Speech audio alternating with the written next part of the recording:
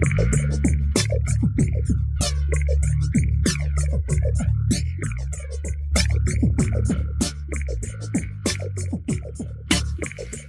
welcome to Get the Balance Right, a podcast for creative entrepreneurs and agency owners looking to grow their business in a healthy, sustainable way. I'm Heather Zeitzwolf, CPA. I serve this community with coaching, profit advising, and virtual CFO services. Please join me as I talk with leaders in digital media, branding, advertising, design, marketing, and SEO. Hey, everybody. Welcome to my podcast. I've had some questions about the song that's in the intro. Some people were like, where did you get that song from? Well, I actually created it. It was back in the 90s with a software called Mixman that I was totally obsessed with. And it was only available for a PC. So I kept one of those like large PCs for years just so that I could use the Mixman software. But that's just a song that I created with different loops. I thought, well, at least I don't have to worry about copyrights and all that jazz. So that's where that song came from. On today's podcast is an interview I had with Holly and Julie from Media and Marketing Minds, also known as M3.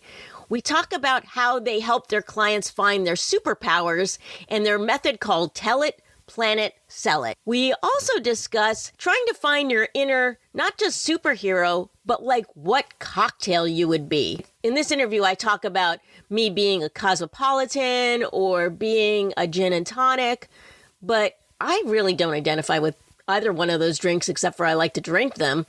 I think that I would be more like something that you get in the pool in Mexico, like one of those cheeky monkeys or something with coconut. I'm definitely a drink with coconut. Beyond the cocktails and the superheroes, Holly and Julie talk about their unique approach to marketing. On a side note, Julie actually turns out to be a musician, and you can even find her on Spotify. So I'm going to put the information about that also in the show notes. All right, now here they are. Julie and Holly, welcome to my podcast. I'm so excited to have you. Today's going to be kind of a different thing because I've never interviewed two people at once. So why don't we start off with Holly? And can you just sort of tell me a little bit about your background and how M3 was formed? Yeah, so I was in the corporate world for many years, and I left Yahoo after 7 years and decided I was biding my time to try to figure out what happened next, and decided I was just going to pick up a couple of projects, and ended up picking up a couple of projects for about 2 years. So in the midst of that, I decided to try to make myself sound a little real and came up with Media Marketing Minds. With that, I worked for 2 years, and then I went back into the corporate world at yp.com, Yellow Pages, which is where I met Julie. And we worked together for a year and a half until the company was acquired. And we were both back out on the street. So I picked up Media Marketing Minds. Julie started her own agency. And about a year and a half later, we decided that we really enjoyed working together. We worked together very well. And we combined forces under Media Marketing Minds. I love the idea of two women coming together to be more powerful.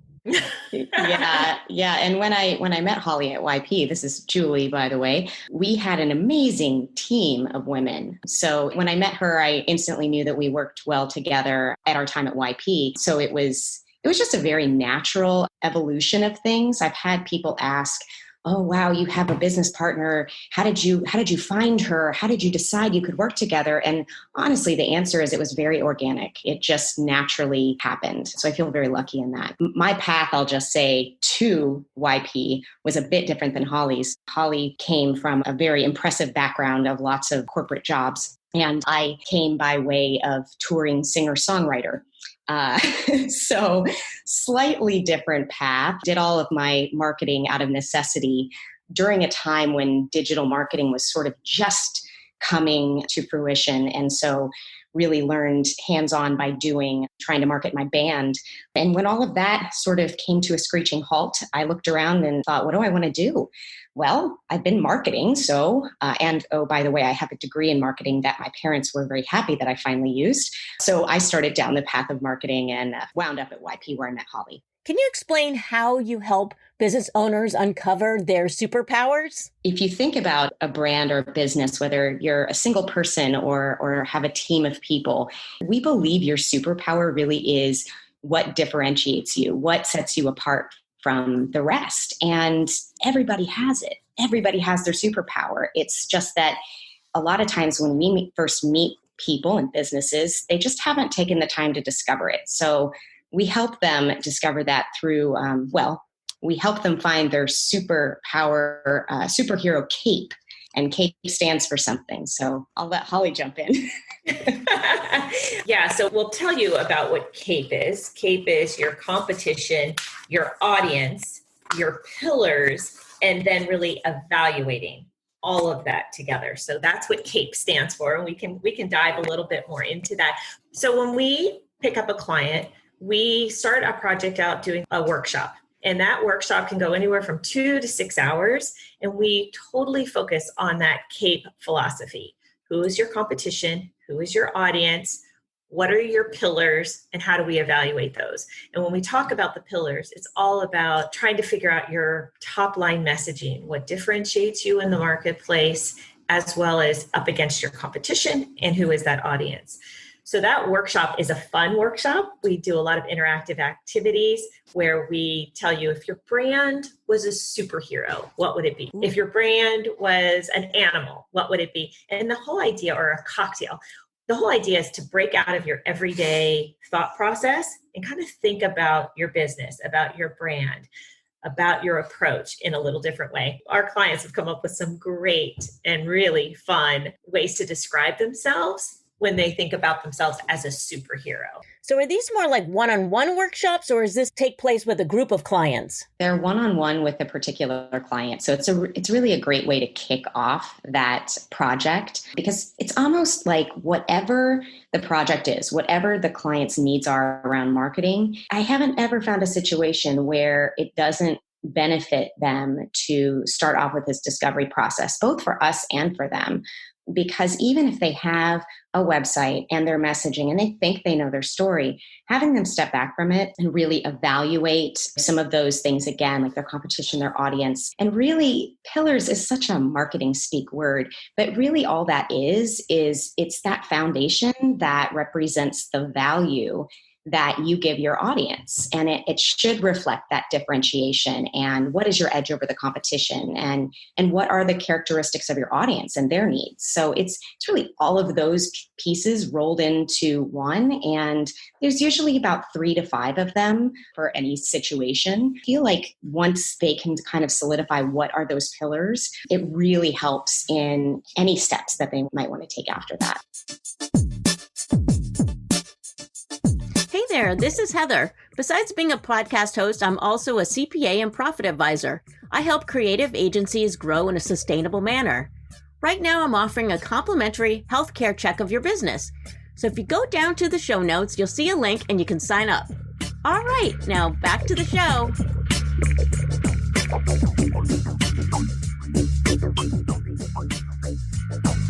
I'm curious, do you find that there's any similarities between your clients and what type of superheroes they are? And does their niche make any kind of difference to that? You know, what's interesting is I think that it's not so much entrepreneurs or sole entrepreneurs are so different, but when you have a group of people. So we've had a client where maybe there's 9 or 10 people as part of the organization, and they're part of this workshop, all of them. And so when they all put their superhero down or, draw those pictures, sometimes you see some differentiation across the organization, which makes it a little interesting. So then there's a lot of discussion about, all right, why did you say that? Or how did you come about that? Or thinking through all of that across the organization is one thing. When you have just a sole proprietor or an entrepreneur on their own, it's really their own vision. Mm-hmm. So I think that's really only where the difference is. I haven't seen a tremendous amount of difference from, except I should actually say that. So yes, the other day we did,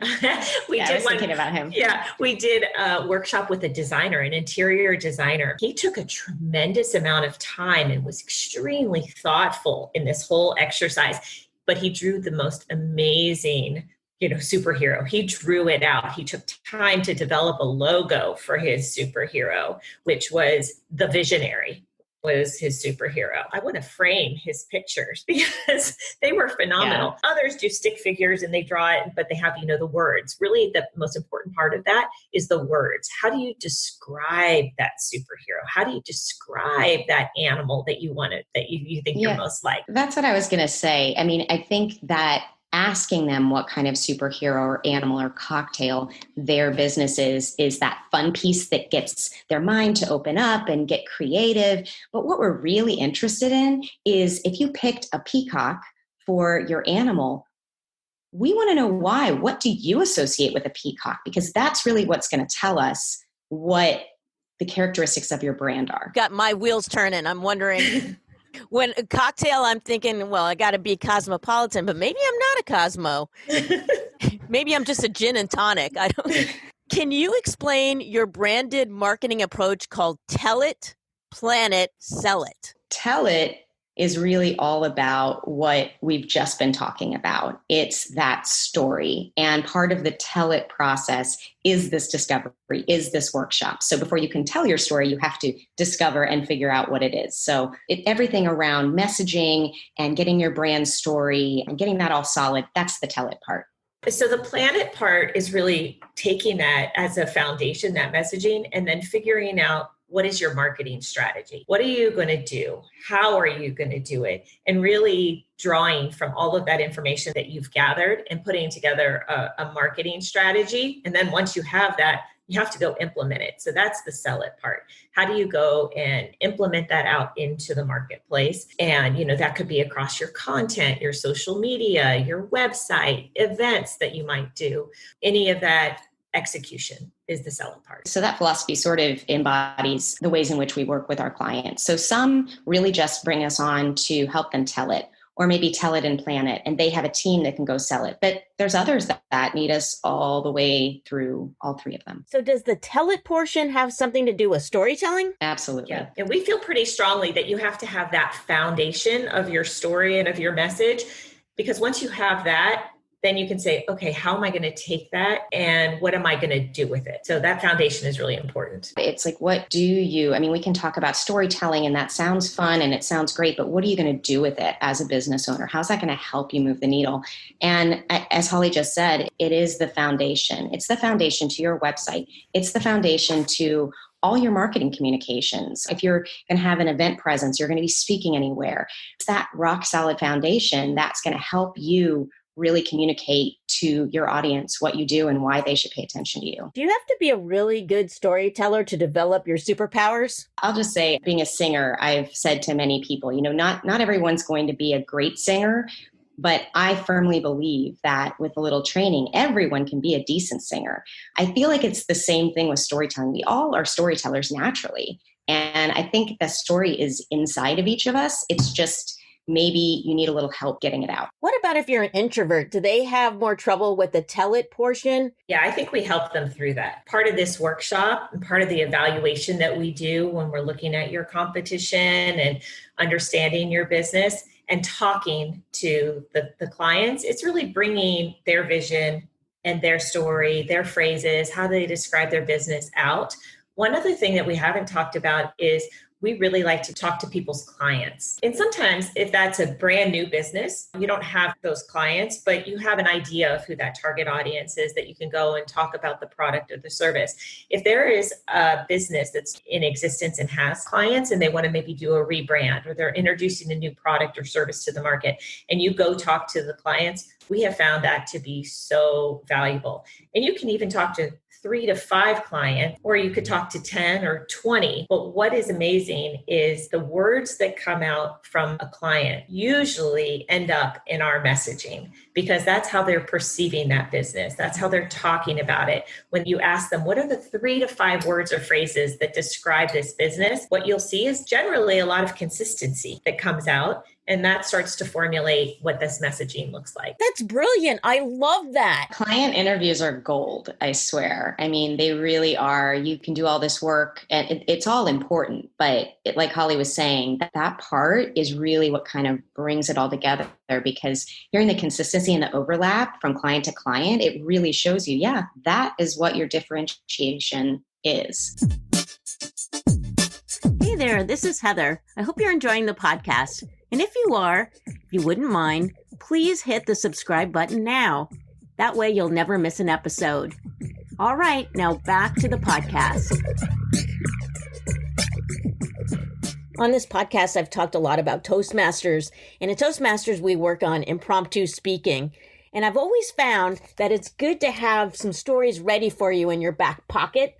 So do you help your clients with that? I mean, do they have some sort of spiel that they're ready to go with if they're going to do like a podcast, present themselves to clients, doing a presentation? Yeah, so for us, I think just like Toastmasters, we develop a story and we put it in a couple of different formats. The first one is really almost like a long story, a narrative about what the business is.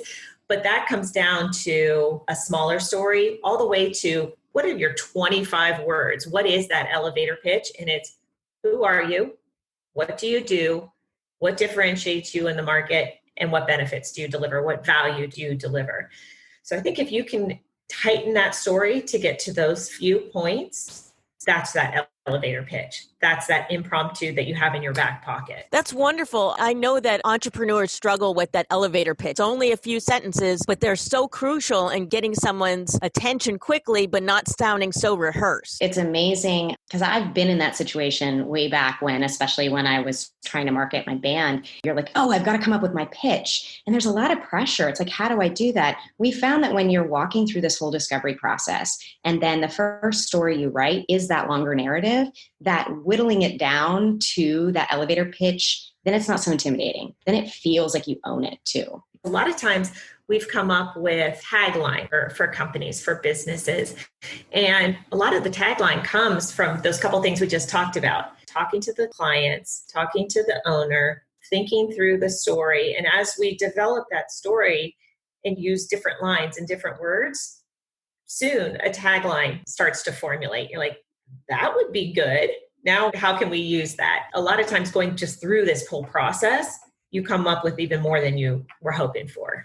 And is that how you sort of develop their unique position and how to market them? Yeah, I think it all sort of evolves out of that. I mean, once you've looked at, okay, where's the white space, understanding where the competition is, you understand their audience, what are your audience's needs, and you understand how they, from their talking to their clients, from understanding what their services or products are, you find those differentiation points, then I think it all just starts to come together. And it's almost, I don't know, to me, I'm a visual person, and it's like a sifter, like you're just sifting out the good stuff. And I think at the end of it, it really does fall into place. You've got your marketing phrases that you can, I'll pluck this and put this on the website. You've got your narrative that can be on your about page, and it all starts to have different places you can use it. Finding your superpower seems like it could help all types of entrepreneurs.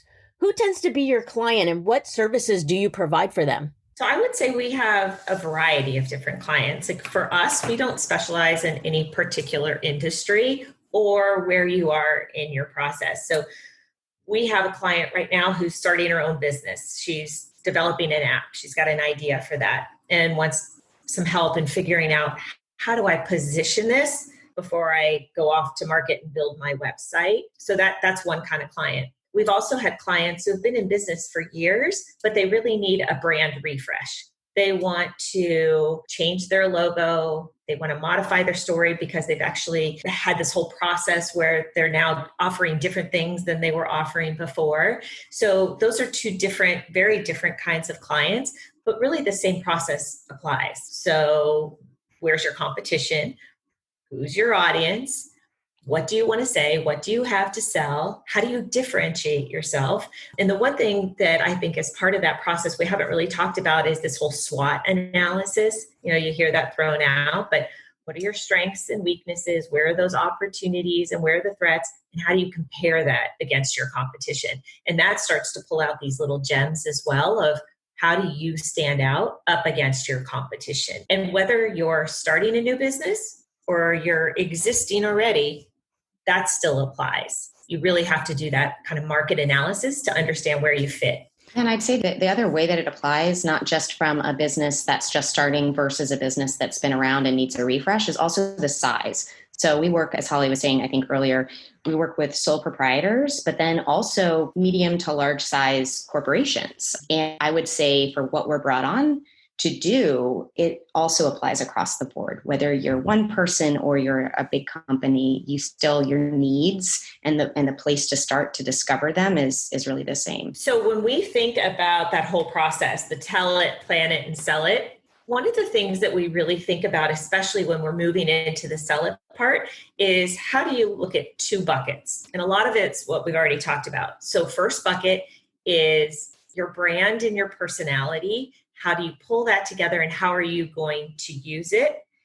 The second part is how are you going to use all that messaging for lead acquisition, customer acquisition, which is really what helps grow businesses. So, they all want customers and they all want to grow their revenue. So how do you take all that messaging, all that creative stuff that we've done and formulate your brand and then use it to go acquire customers? And that could be in email, it could be in social media, it could be in content development, but it's all about go get the customers utilizing that messaging. Can you give some examples of your clients and how they would utilize this? Absolutely. We worked with a professional organizer client who had her brand for a while, kind of falls in that category of, I need a brand refresh. I started my business just because I needed to get it going and I slapped some stuff up there. And now I need to step back and really understand how I take this message to market. So we worked with her from that beginning place, that discovery process, and this whole SWOT analysis and understanding where the white space was in her industry and where she really could stand out, helped her come up with a new tagline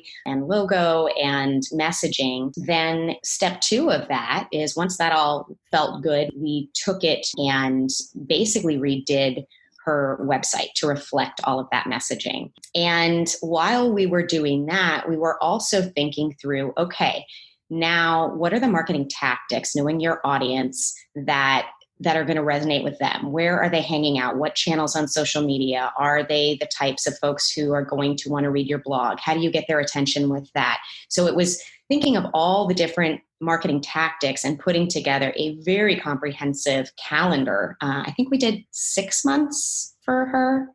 After that, it was really all about executing. So how do we now get this blog written and get the social media channels, get the posts up there, and we're talking about the right themes and really get it out to market. The other one that we did was actually a boutique law firm. I was a husband and wife, and they needed the brand refresh as well. We kind of went through the whole thing. We had a new logo, we had a new tagline, we created their story, put together a marketing plan, and now we're actually executing on all of their social media. They did a whole photo shoot, so they've gotten a new look, a new feel, and a totally new refresh. And now they're out in the market, just really increasing that overall awareness. In regards to the other services that you provide, what are some different ways folks can work with you?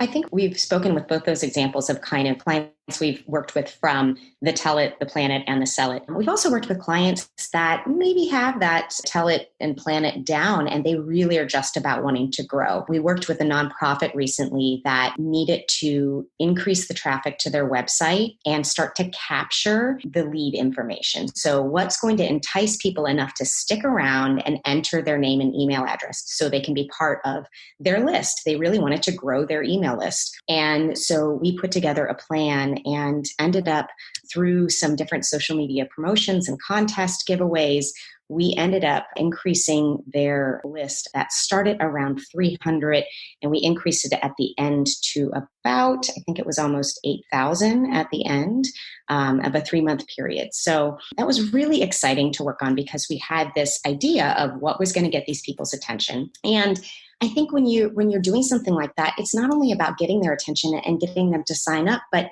you don't want them to then unsubscribe. You want them to be loyal advocates that want to stay informed. And what we saw over time is that the unsubscribes were very small. And so it was really exciting when something like that from start to finish works out how you're hoping. So we've worked with clients on specific growth initiatives as well as from start to finish. That's phenomenal. Yeah, it was wild. It was definitely something We like that success story.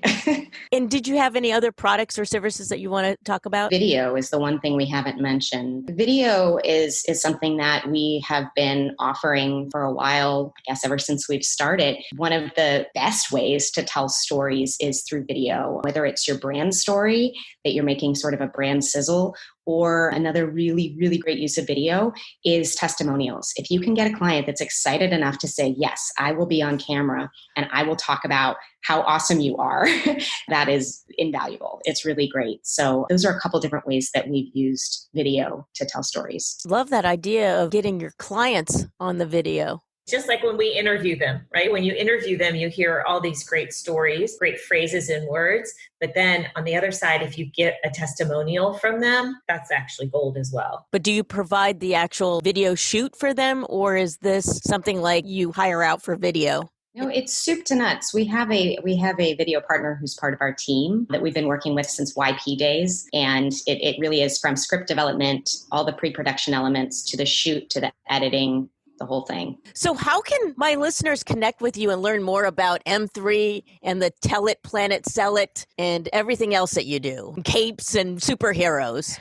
Well, the best way would be probably to go to our website to get more information, MediaMarketingMinds.com. We also have a guide that we created. It's almost like a workbook guide that takes you through that whole process. We were talking about finding your superhero and going through and identifying your cape. But I think the workbook is the DIY workbook that we have out there is really helpful to walk you through this whole process. Do you work virtually, or do people have to be local for you to work with them? Virtual.